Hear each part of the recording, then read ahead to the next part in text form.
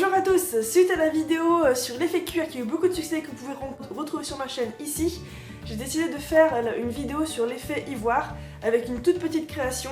Donc ce sera une dent de bestiole, je sais pas quelle bestiole c'est, mais j'ai fait une dent et je vous montre ça de suite. Pour ça j'ai pris de la pâte, c'est de la pâte Fimo Professionnal.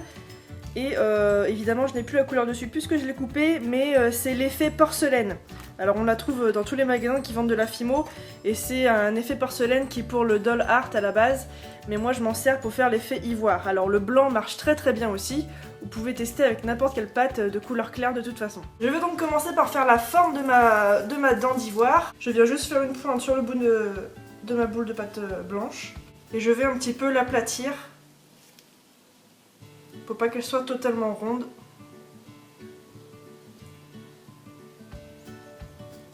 Et je vais évidemment la courber un peu pour faire comme une forme de dent. Avant de commencer à texturer notre dent, on va la nettoyer puisque c'est de la pâte blanche et qu'évidemment ça se salit très vite. Parce que si on la nettoie après, ça risque d'enlever toute la texture qu'on va y mettre.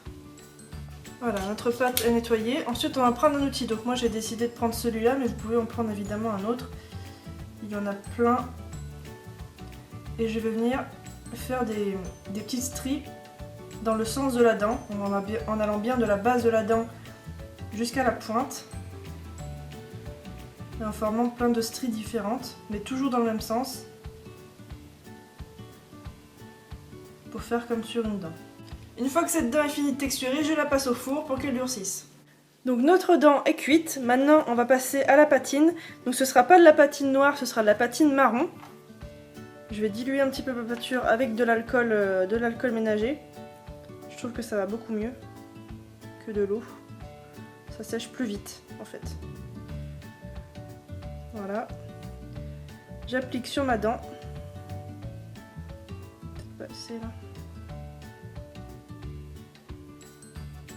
Et on voit déjà les stries que j'ai fait qui rentrent pas mal. On laisse un petit peu la peinture s'imprégner, sécher un petit peu dans les stries. Et ensuite on vient essuyer le surplus avec un petit peu d'essuie-tout.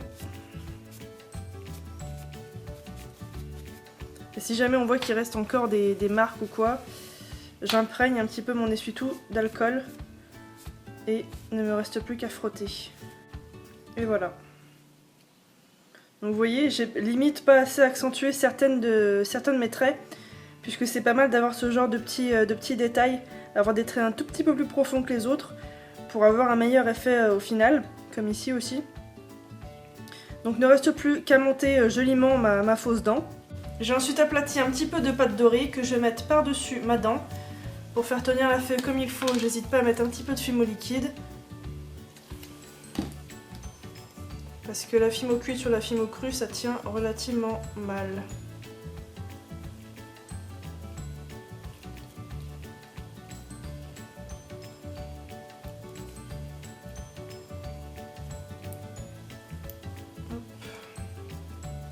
Une fois que c'est fait, j'enlève le surplus.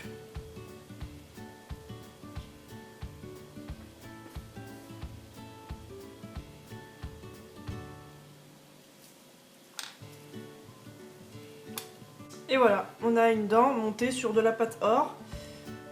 Pour aplatir le haut, j'appuie un petit peu sur mon plan de travail. Il ne reste plus qu'à faire la deuxième cuisson pour cuire le montage en or. Et on a fini. Voilà, j'espère que ça vous aura plu. Si c'est le cas, n'hésitez pas à me laisser un commentaire, à liker la vidéo, à la partager et à vous abonner à ma chaîne. Vous pouvez aussi me retrouver sur les réseaux sociaux et sur ma boutique Etsy. Moi je vous dis à la semaine prochaine pour un tuto Disney cette fois. J'espère que ça vous plaira, je suis en train de le préparer. Ciao! Ça va, tu t'éclates bien?